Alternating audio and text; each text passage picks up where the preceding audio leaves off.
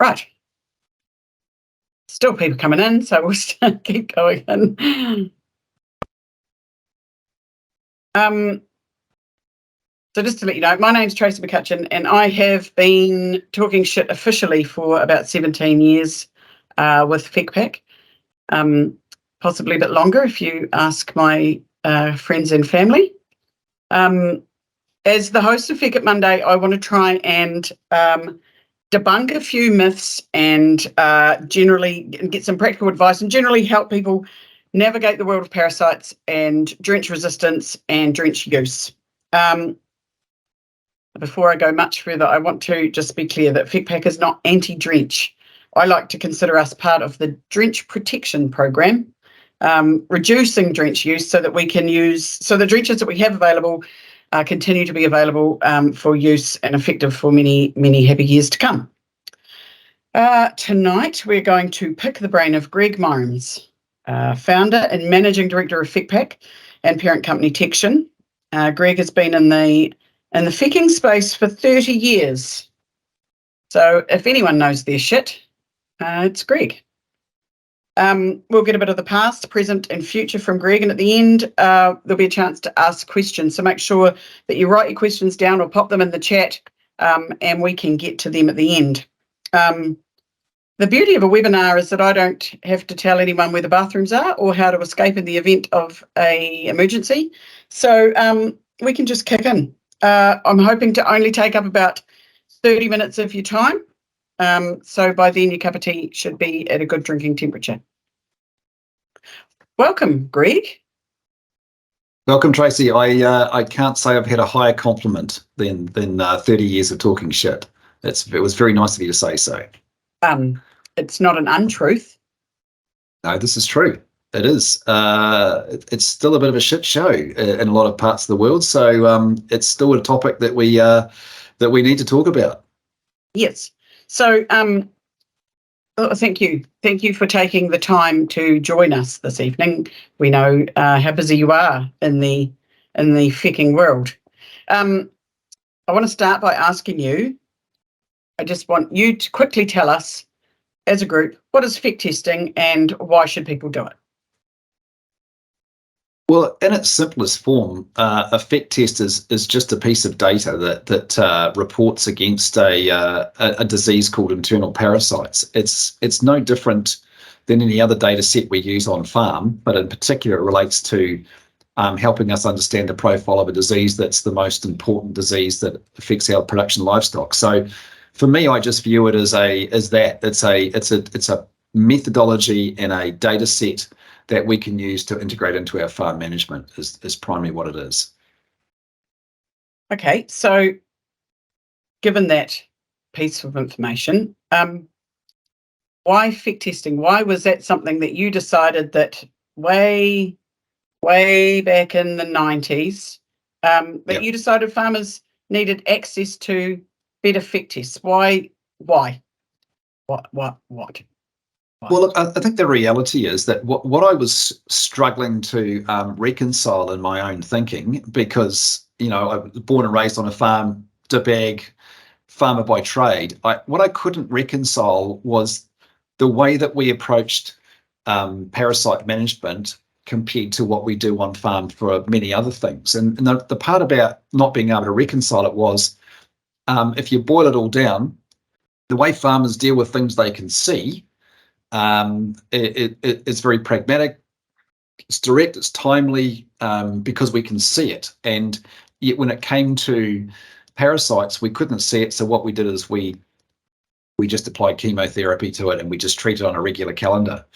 And what that meant was that that we were using a lot of drugs and that was costing us a lot of money. And that as a farmer, if I was able to have that data at my fingertips, I would change the way that I would manage that disease. And so the origins of FECPAC and where it's truly come from was really my desire to have a data set relating to internal parasites, the same way that I would have soil tests, the same way rain gauges or the killing schedule. As a farmer, I would use that information to make timely and management decisions. So rather than flying in the dark and and guessing what was going on. I wanted to know what was going on. So that was the primal reason for being able to get a tool that we could do that on farm in a timely manner and give me that information.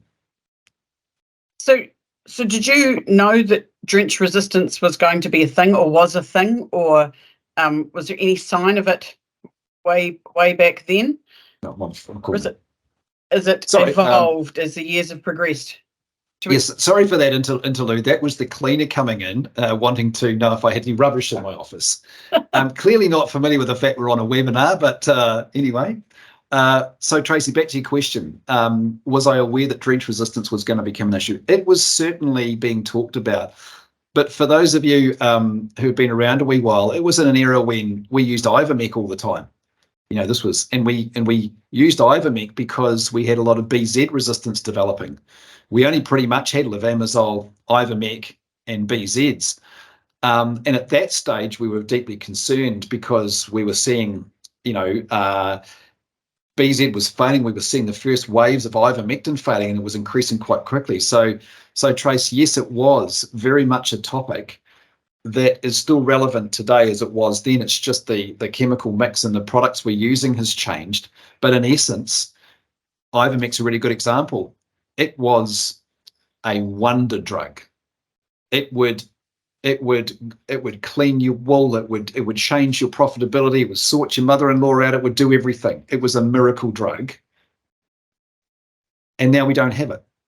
And we don't have it because biologically, we have a population of parasites that evolved genetically and they mutated, and now it doesn't work. We don't even have that product anymore. It's a classic example of a product life cycle that came with a massive wave, an incredible impact on industry, and has literally waved over and has gone.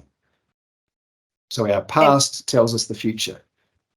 So I'm going to skip to kind of the next question, but is this something that you can see happening again with another or all of them, or any in particular drugs that you think that are going the same way as the Ivermec wave?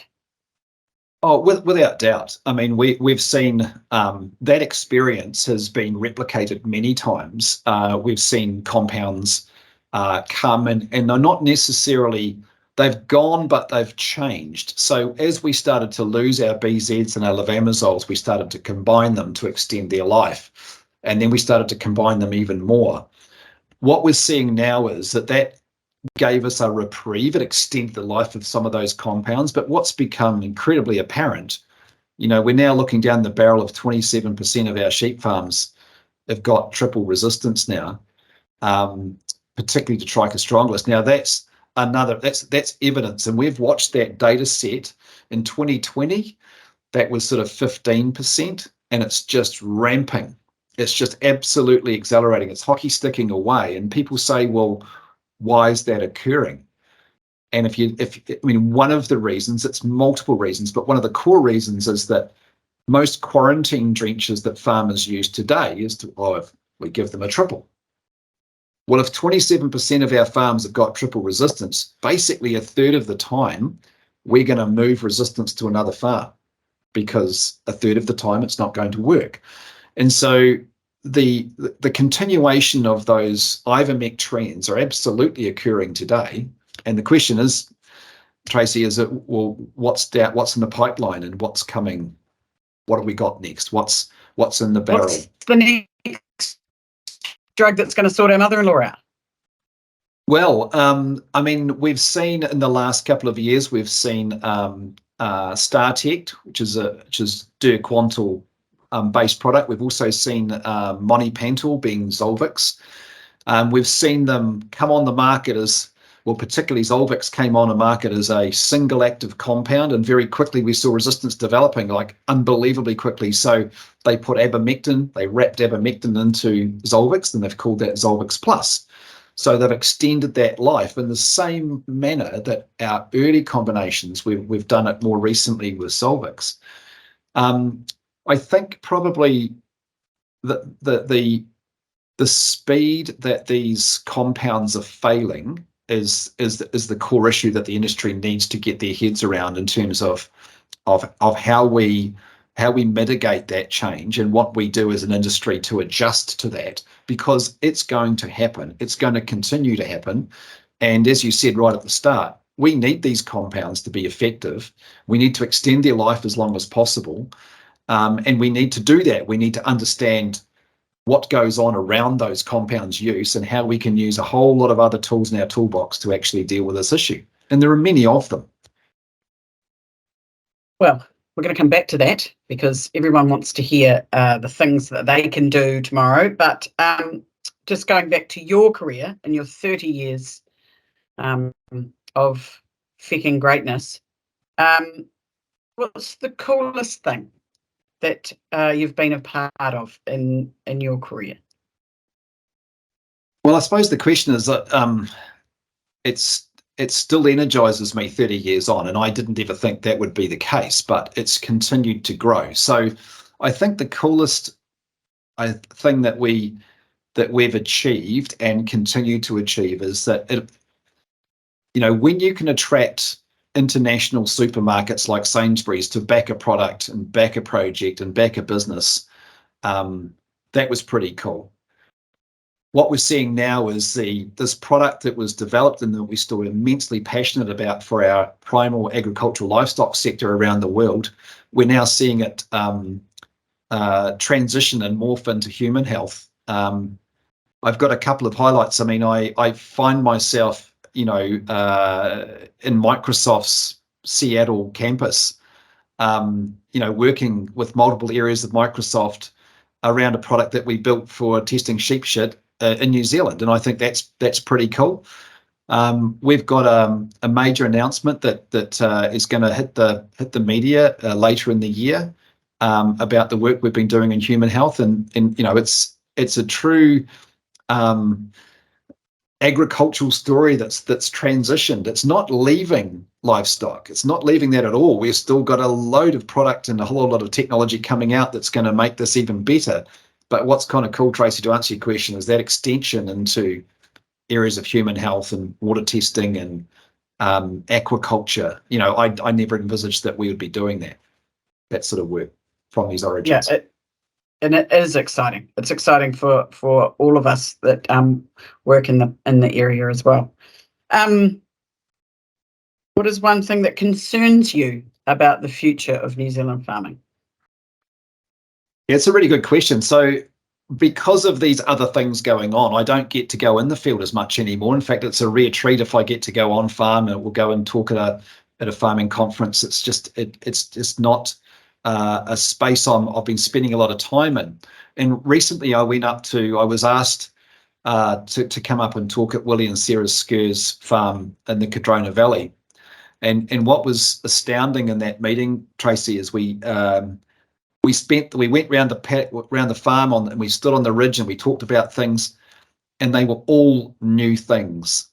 I stood there and went, and I did make the comment to the group, none of the things we've talked about would have ever featured a few years ago in a discussion group talk. And that was things like winter grazing compliance, water rights, riparian planting, these areas, these waterway protection, probably the greenhouse gas discussions. I mean, these were never topics that I talked about early part of my career. And so my greatest concern is the speed that these things are changing and the speed that the farming industry have to adjust to. And I think that I'm not the first to say it, and I'm sure most of the audience will feel it, but we're incredibly adaptable as an industry. We can adjust, and we've been doing that since the dawn of time. But the challenge, I think, Tracy, is the pure speed of these changes and these challenges. And sometimes that distracts us from the core, and the core is, I need a profitable enterprise that's sustainable, that I can carve a living and my children can carve a living from, and beyond that. And they get distracted by these other things that are dragging our time and energy. And if you come back to the raw essence, if you want to produce high quality product, the first thing you've got to do is nutrition, and the second one is you've got to deal with parasites. And we need to do that. And if we can grow that production line higher and lower our cost line, and we're sustainable, then we're more profitable and we're in line with the markets and all those other things. So that's, I think, the saddest thing is that sometimes we still lose track of what drives and underpins our productivity and our profitability as a business. Yeah, just to go back for those that may have missed the beginning intro to this. If you've got any questions, we'll go through questions at the end, but please feel free to pop them in the chat, or put your hand up at the end, or turn your camera on and ask questions, because the whole idea of doing this webinar is so that you guys out there get access to information that you may not necessarily have before. So make sure that you do ask questions, and that you feel comfortable doing so, because we're just effectively just having a chat over a cup of tea. Right, Greg. So that was that concerns you. What's something that excites you about the future of New Zealand farming? Well, one of the utter privileges I get in my role as it is today, and it's ever evolving, is that I do travel the world a lot, and I get to see other production systems, other farming systems. And when I come back to New Zealand and I look at what we're doing, we genuinely have a unique opportunity to stamp our food as New Zealand and to differentiate ourselves from other protein sources. And I know there's a lot of work goes on in that, but I think there's a significant amount of other stuff we could be talking about. And I'll give you an example. Published science around the world, and there's growing bodies of it, basically showing that greenhouse gas emissions go up by 1/3 if you have undetected parasites going on there. So that's a lot. And that story's not being captured. There's a bit of an attitude, well, I'm going to offset with a tree. And we sell that opportunity to people around the world, but we do it here. Our meat companies go, oh, we're going to offset our emissions by planting trees.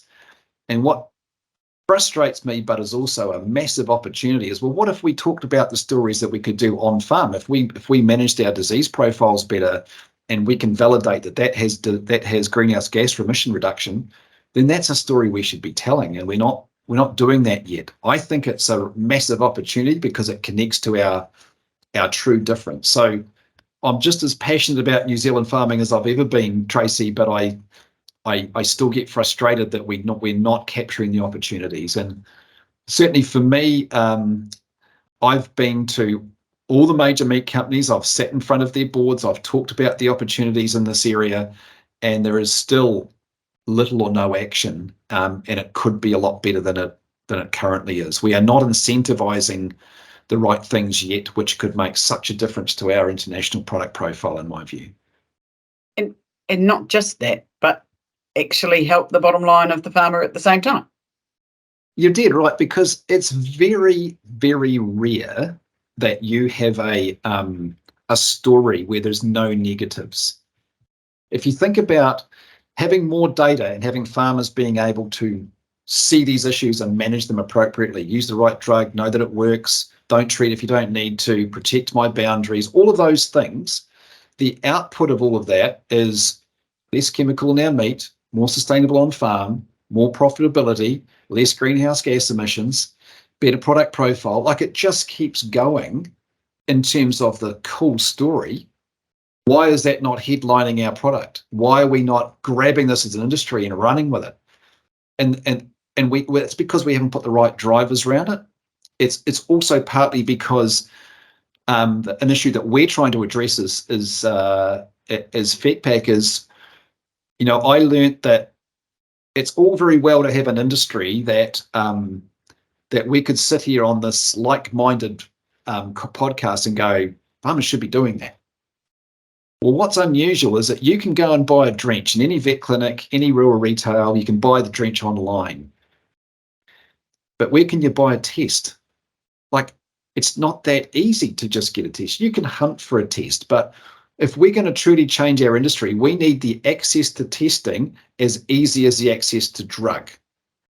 So for our farming community, I think they've been underserved because we have not got a diagnostic testing infrastructure that can serve our industry and enable that change. That's one of the things that we're trying to address with the work we're doing with farmlands is to extend our testing footprint and not argue about cost. Like, it's cheap. You can do it really cheaply. You don't have to buy a FEC pack. You can do a simple test through farmlands or through one of our veterinary retailers, and you can get on that change cycle. And sure, as you grow and you learn and that starts to return value, you may then invest in a FEC pack unit to do it yourself on farm. But I think, Tracy, we missed that evolutionary step. We have not done enough grafting in our industry to help the industry change its behaviour. Is probably one of the biggest things I think that needs to happen sort of now in the next 2 to 3 to 5 year window. And we need that as these drugs continue to fall off and our profitability gets pressured. And when people are making a lot of money, they don't look at these issues. When things tighten up, they're going, this is now about profitability. So I need to be really smart about the way I approach my disease management. I need to get effective disease control so I get performance going up, but I want to try and reduce my cost and my workload. So in actual fact, this is an environment where we are seeing true focus on productivity and profitability, which you often don't get when product prices are quite high. People will just go and buy those impulse. We often talk about traditional drenching times and traditional times of the year when there are parasites. Now, I looked up the definition of tradition, and it is the passing of customs and beliefs from generation to generation. My concern is that drenching is now becoming a tradition rather than a treatment. Are farmers aware, and are future farmers aware, people that are learning how to drench, are they told why they're doing what they're doing? Do you think that there's something that farmers could do tomorrow that could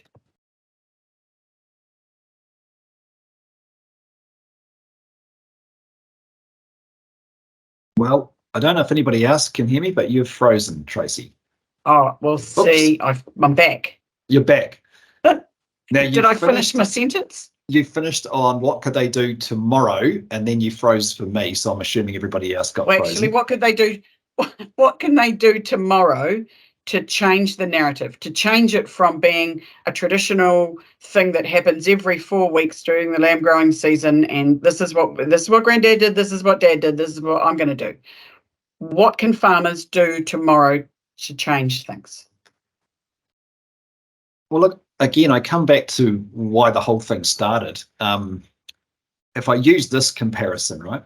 If you've got a gully that's got some gorse in it and you get someone to spray it and you watch it die, and then it starts to green shoot after 4 or 5 months, like, you're going to be pretty pissed off. And you're going to go, what's happened? I got the helicopter in. What went wrong? And that farmer is chasing an answer because they can see it. Because they can see it. The simple issue with what we're trying to do is just make an invisible issue, make it visible, because farmers will just respond. They will just naturally do what they do every day, Tracy. They will, if you know that those hoggets have got 1,000 eggs per gram in them, you're not going to sleep well at night. They're looking fine, but you know that you've got a results and you're going, I've got 1,000 eggs per gram in there. And that's if there's one thing, it's start to be informed, to just get a test done, get that data, and feel good about the decisions you're making. I guess the alternative is I will treat them and then I can forget it. I will treat them and then I forget it, and I feel I've done something. I've gone and treated them, so that's going to be sorted, and that's the challenge. It's a little bit like loading the spray trailer up for your gorse, though, and just going and spraying your galleys when you can't see anything. It's exactly the same. And that's why, farmers ask me all the time, you're asking us to leap into this big world, this big, diagnostic.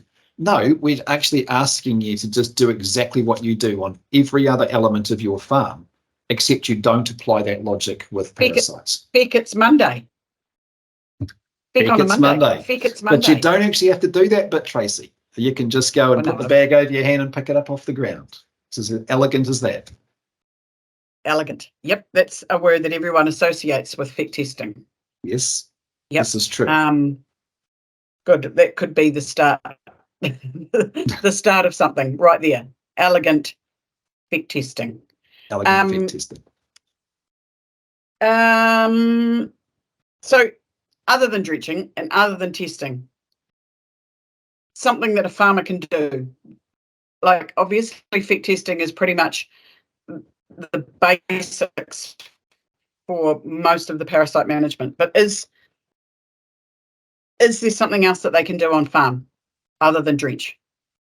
Other than test? There's a truckload of stuff, and that's, I often get asked, no, this is often a comment I get back. Oh, look, I don't do any of that stuff. It's really about stockmanship, is the answer. Well, what is stockmanship? It's an inherent skill set that's been built over observation. And ultimately, you boil that down, Tracy, it's data that's feeding that stockmanship. And we're actually saying, do the same thing, apply stockmanship to this particular issue. It's the same thing. So the things that you can do, is the first thing is reflect on how you're approaching it right now. In terms of step back from your operation and go, really? What other chemical do I use on my farm whenever I want? I have no idea if it works. There's no controls or restrictions on it. What other chemical did I put on my farm? There is nothing like drenching. So I think the key, the start of the change is starting to reflect on that approach. And, most farmers that are, they're deep thinkers about so much of their business. And what we're saying is we'll take that same approach and apply it to this. And then ultimately, there is help out there. We do need to adjust the narrative that drenching is a tool. We need it in the toolbox. We need to protect it, but we've got to use other tools in the toolbox, most of which they use daily. The way that we've got novel forages, the way we use hay and silage, the way we use cattle in our systems. These are all things that you can manipulate and manage those parasites quite successfully, but you need data for it. That's the key. You've got to have a rain gauge for how successful you are being. But you have those tools on the farm right now. They're at your disposal. Yeah. What do you think the biggest misconception, in your opinion, when it comes to production, farming, and drench use? Oh, that resistance is going to end the world. It's not. That's the biggest misconception. Although I've talked about it, we've got many farmers, as you know, who staring down the barrel and thought their whole business was going to implode because of drench resistance. Well, no, that's not the case. Basically, they are manageable. You can grow beyond those particular situations, but you have to take a much more holistic view to the way that your production system works. And in some cases, got to be some modification to management. But so that's probably the top one, Trace, is the resistance is going to end my farm. It's not. It can be managed through. The other probably misconception is, oh, don't worry, because we're going to get another drug.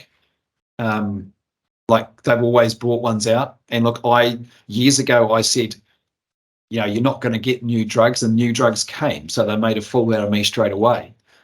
But I'm probably closer to this now than I've ever been in my entire career.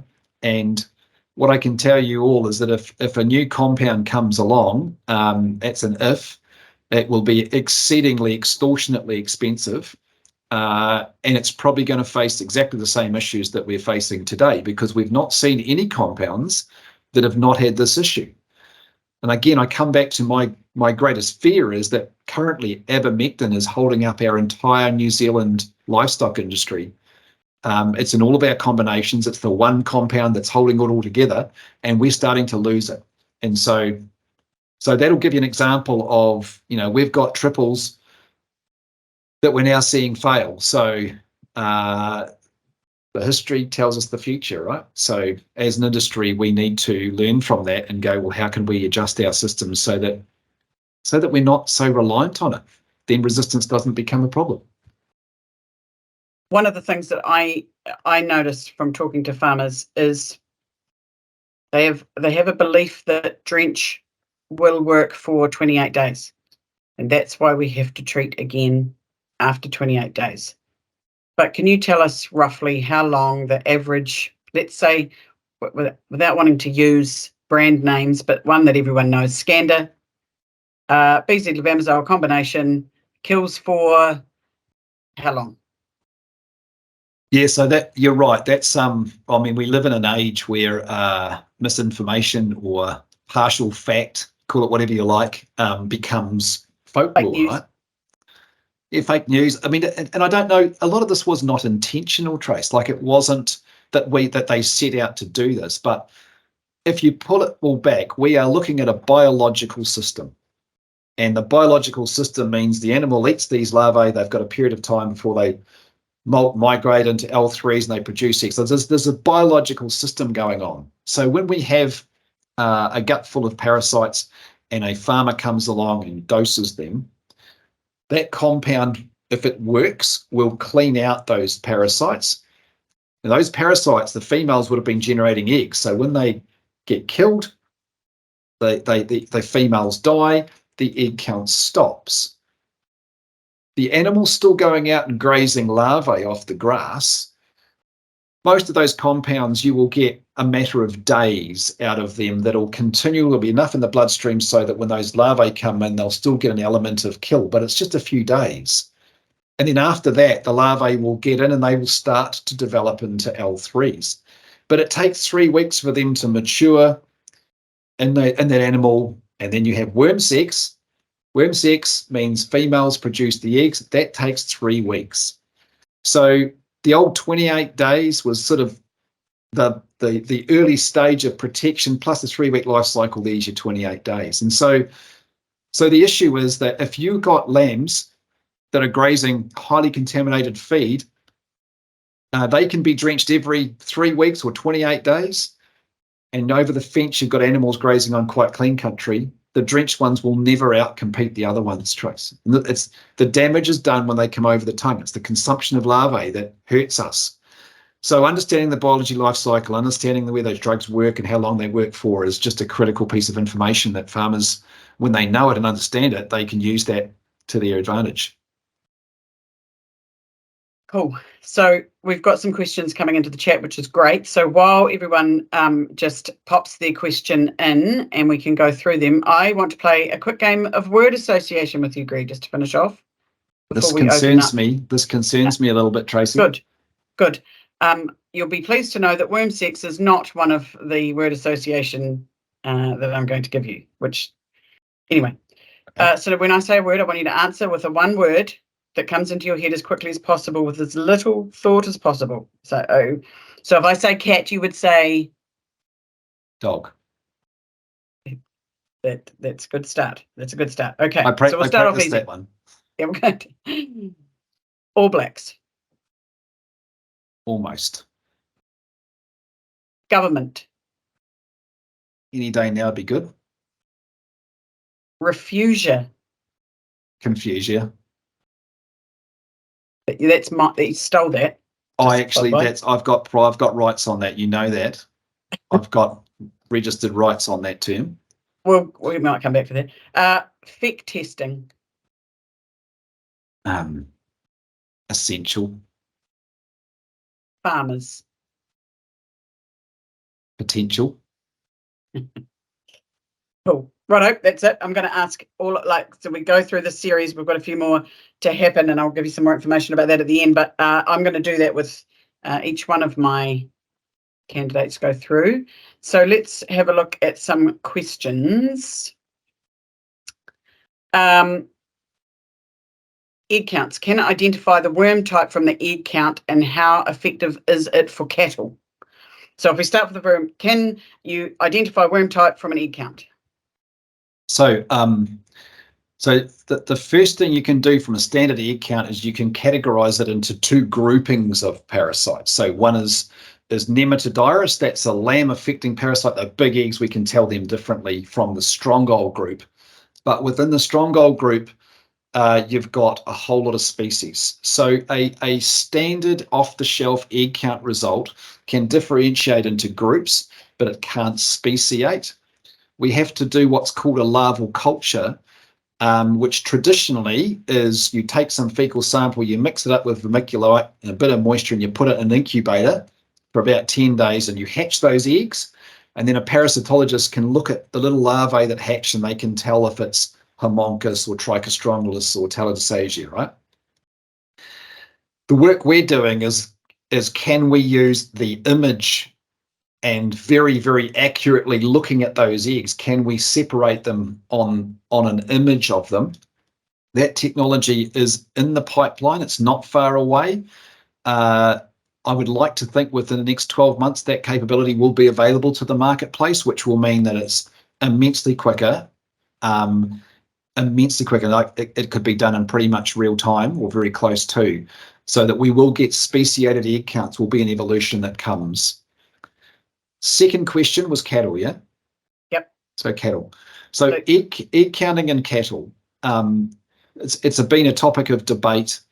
There is loads of work around the world. There's actually been a scientific review has been done on this. So if anyone's interested in it, we can share this. That egg counting in cattle is highly effective for animals under the age of about 18 months of age. But you generally need a more sensitive count than you would use for sheep, because the animals, they shit a lot more. It's a volume thing. So for us, we have a more calibrated, wound down, more sensitive test in cattle, like many other methods do as well. And the reason we need that is because you need more granular data to actually interpret those results. But the answer is absolutely, it works in cattle. We don't generally use it in older cattle because, particularly with ostatagia, at certain times of the year, the animal or the parasites will hibernate, and those females will not produce eggs. It generally happens at key times of the year, and it generally happens in slightly older animals. So it's about, like anything, it's about understanding the parameters around how the test can be used. Okay. Matt, were you happy with that? Happy with that answer? You can jump back in the meeting chat. Anyway, another question from Anthony. What key steps can we take to start reversing drench resistance in terms of management decisions? Yeah, it's a really good question. And there's been many studies around the world where they've tried to reverse it, but there's some things that you can do really simply, and we've done this on many of our farms where we've got, particularly where we've got two properties. If you've got a home block that's got a runoff block, or they're leasing a block, if you know the status of one farm versus the other farm, if the hill farm has got a very good drench resistance profile and the lease block has got a bad resistance profile, then we don't quarantine the animals going from the hill to the lease block. And the reason is because we actually want our hill animals to shit out our hill worms onto the lease block and try and dilute those genetics on the lease block, because they've got bad genetics. And the other thing we do is, wherever possible, we never take animals from the lease block back to the hill block, right? Because we don't want to take these resistant worms back to the hill block. So some simple things like that can work extremely well. If we all knew the resistance status of all the farms that we buy and sell move stock from, we would be able to use that to dilute the impact of drench resistance. Now, when I say diluted, I'm not saying reversal, because I've not seen any evidence that we've been able to reverse it without substantial changes to the farm operation. But if you're just talking about a standard sheep operation or standard cattle operation where we've got resistance, how do you turn it back? It's extremely difficult to do. Another question.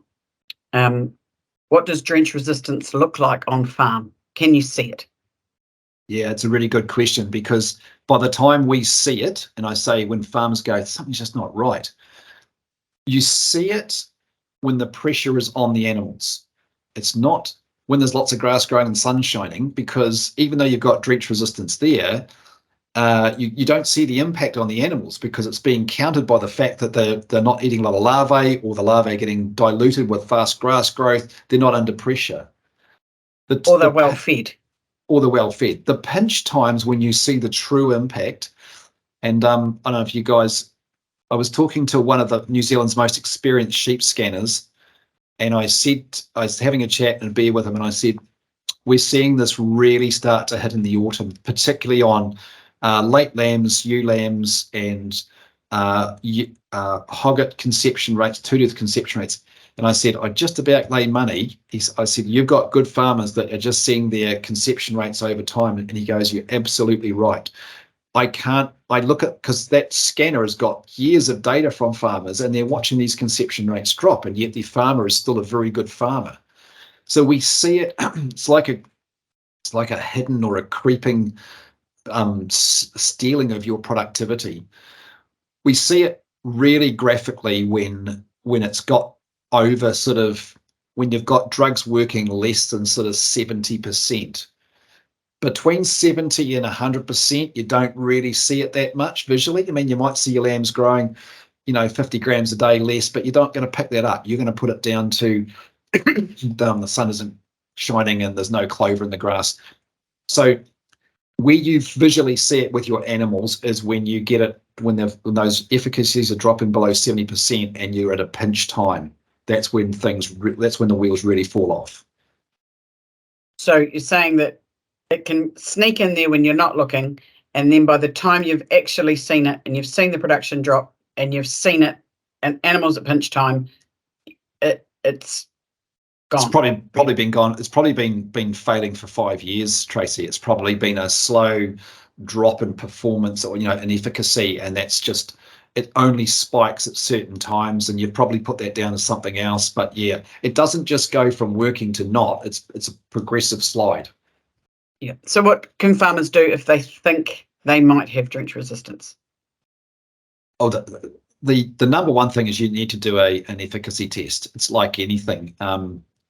If you've got a range of compounds, you need to know which ones work on your farm and discontinue the ones that aren't. Look at protecting the ones that you've got, using them at the right times. We are seeing, Trace, we're seeing an evolution of, because our parasite populations change throughout the year, we're seeing farmers now moving to using different drugs related to the efficacy related to what we're trying to kill. It's no different from expecting glyphosate to kill clover. We know it doesn't, right? So it's exactly the same concept. We're just applying that concept to what parasite have we got, what drug works. I've got to use a different one at a different time of the year because different parasites affect these animals differently at a different time of the year. So it's more of a bespoke or a matrix of which drugs, which worms, which time of the year I can use that one. And they will change throughout the year as our resistance profiles continue to get worse. Sniper versus shotgun. Absolutely. Good analogy. Right. So wait, there's more questions. Where do you suggest we start with identifying where farms are at in regards to worms? We have cattle 18 months, 100 kg to 350 kg. Where do you suggest we start with identifying where we're at in terms of worms with cattle, 100 to 350? Well, certainly 100 kg calves are your most vulnerable. And I'm not sure if it's a rearing or a beef operation, but if I just talk rearing, the time is that when those calves get exposure to grass and and that diet change goes from meal to grass, there's more grass coming in, and you've got basically, that's the larvae. They take 3 weeks to mate, and we're back to worm sex again. They have worm sex about 3 to 4 weeks later. So you want to start monitoring about that sort of 4 weeks after they've started to get exposed to pasture from that particular point. And depending on the system, you're going to get more parasites under irrigation than you will on dry land, and you get all of these types of things. So as you grow through the season, if it's a beef operation, one of the greatest returns that we've had in a beef operation is detecting and appropriately treating parasites in calves when they're on their mums. And this is a classic example where we're actually going, we should be treating these animals, and we're getting a really productive lift. And the reason is because if you have a spread calving and these cattle are, if mum's a bit pinched and they're not milking so well and they're forced onto the ground, and you've got older calves and far younger ones, by the time you get into marking time, some of these calves have been exposed to high levels of larvae, and you'll see a real separation of the calf performance. You'll see some really good ones, and the tail will lag.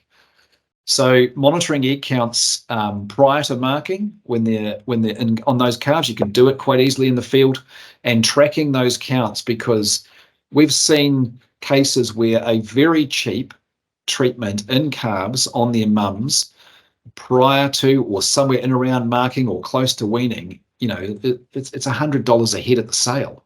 It's hugely significant. So sometimes we're using the egg counts to detect if we've actually got a problem that we didn't think was there. It's a very long answer. I don't know if I've hit the spot for that question, but what are you recommending they use on calves in terms of, because we've got so many different application, oral, injectable, pour on. What should we be using? So the cattle industry is really interesting because they're cattle. We don't particularly like doing them orally. So we have the evolution of these, pour-ons, injectable compounds. We also have the dynamic of external parasites as well that comes into it. So when you step back from it, it's no surprise that we've generally used a lot of pour-ons and injectables that are normally insecticide type compounds. So but what's interesting about them is that the main parasites we get in young cattle is Couperia. It's certainly the dominant parasite for the first sort of 12 months, or certainly for the first 8 months in particular. We see a little bit of a transition into Trichostrongylus and Ostatagia as we get into that sort of autumn and then into the winter phase. The most effective compound for killing Couperia in calves is an oral levamisole or an oral BZ. Highly effective, extremely cheap, very low rates of resistance. It doesn't get used very often because we tend to like to pour on or inject it because it's easier. And what you've seen is the evolution of combination products. It's back to your analogy, Trace. It's shotgun, and of course this gets driven, just so we're totally open and clear, it gets driven because the value of a levamisole BZ in a calf, 120, 150K calf versus a pour-on is about, I don't know, you guys will know, 10-fold price difference. So there is a whole lot of money attached to the back of this that drives these behaviors. But if the question is pure and simple, what's the best what's the best drug active to kill parasites in cattle, it's probably BZ and it's probably oral. We've got another good question here, Greg. It's one of my favourites. So, do you want to answer it? Well, I can have a crack, and you can jump in. Should I be wrong? Bulk testing with FECPAC versus individual testing, accurate enough to be making decisions about whether to drench or not to drench? Yeah. This is an amazing question. And the reason I say that is the only place on the planet that we have this question continually to raise up is in New Zealand. We don't have this question raised in the US, Europe, Australia. It just doesn't happen. And it's really interesting. If I pull it back, if we step out of the FEC technical and talk about the approach we're doing, we need to understand the dynamics. We have a mob of animals. Let's say we've got 500 lambs in a paddock. We already know that the 80-20 rule applies. 80% of those could be very low egg counts and 20% of them could be very high. 80-20 applies in most things in life. It certainly applies to parasites. We know that if we want to, statistically, if we want the average weight of those 500 lambs, then most of you out there will know that you will run probably a minimum of 30 over the scales to get the average weight. Now, that's an interesting question because with weights, they might range between 25 and 29 kilos. It's actually quite a narrow, but we'll still run 30 over to get the weights. So if we apply what we do every day on our farms with getting average and making decisions about shifting or about drafting off the bottoms or about weaning them, we tend to do that around average weights, the weight of the ewes, what are the weight of the lambs, So why do we change when it comes to parasites? Because if you think about it, those 500 lambs, if the 80-20 rule applies, you'll have, some of them could have egg counts in the thousands and some of them, those egg counts will be zero. So you've got 500 pieces of shit in the paddock and you walk out and pick up 10 of them. What are your chances of picking up some of the 20%? The statisticians will be able to give you the answer. The answer is very low. You might get it, but you might not. Are 10 samples giving you the true mean or average of that mob, or are they giving you a distorted view? The reason it could be potentially distorted is because it's a very low sample size. So when you break it out, you go, how do we address this and how is it useful? We absolutely understand the value of individual testing. It's just not very applicable. If we could go out there and pick up 30 samples, all the same volume, and combine them together, that's going to give us an average, which means we might go and do that next week. We might do it the week after. So we get a trend line. And we might do 3 mobs that are grazing on different paddocks, and we see trend lines from them all. If I go and spend that time and pick up 10 individuals, I'm going to spend my time doing 10 individual samples from 1 mob or 3 mobs. So this discussion is really interesting because it's another example of what I opened the whole session up with, Trace. Why do we change our approach? In this case, we're doing a statistical approach. Why do we change it from everything else we do on farm? Why is fecal egg counting different? It shouldn't be different.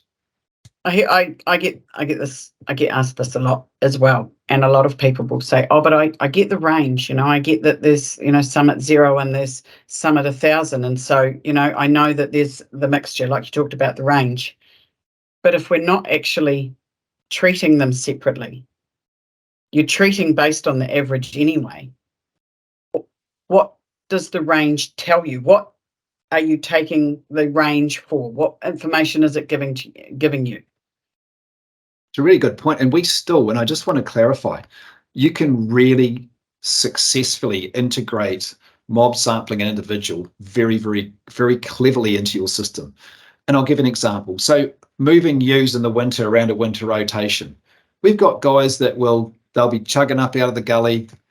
They will have taken a mob test, and then the last 30 that are really slow, the tail enders, they'll just close the gate and they'll just have a coffee or just watch them for a bit, and they'll pick up individual bits of shit from those poor ones, and they'll get a really quality average count, and alongside that they'll get some individuals, because what they're trying to see is, are they tail enders because they're just poor doers, or have actually got a parasite problem in the bottom? If you take cattle, we absolutely integrate a lot more individual testing, because if you're really clever about it, you can go into a paddock, and if you just go up to the cattle, they will pretty much stand up and shit. So you cast your eye and go, well, there's a few light ones there, and you try and pick up them as individual tests where you've seen them shit on the ground, and then you'll do a mob test. So then you get a couple of individual tests as well as your mob test. Same thing in the yards. Take off the lights, do some individuals on those. So I just want to make this really clear, myth busting. We do not only advocate composite samples, mob tests.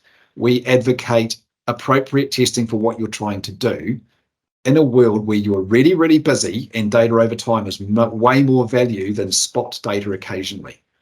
And that applies to the share market, to anything you want to look at. It applies in life. And monitoring is much cheaper and easier with mob testing, so that you don't have to wait for your animals to start looking a bit average before you test them. I've got another good one too. I just saw that nothing pisses you off more than if you're going, I've got to do it 10 individual samples, and you start doing 10 individual samples, and you go, oh, well, I'm starting to do them. Oh, there's a lot of egg counts in here. You spend an hour and a half or whatever it is to do 10 samples, and they're at 2,000 average. Yeah. Why did you spend all that time? You could have done a mob test and it was at 2,000 in one test. You've done it inside 15 minutes.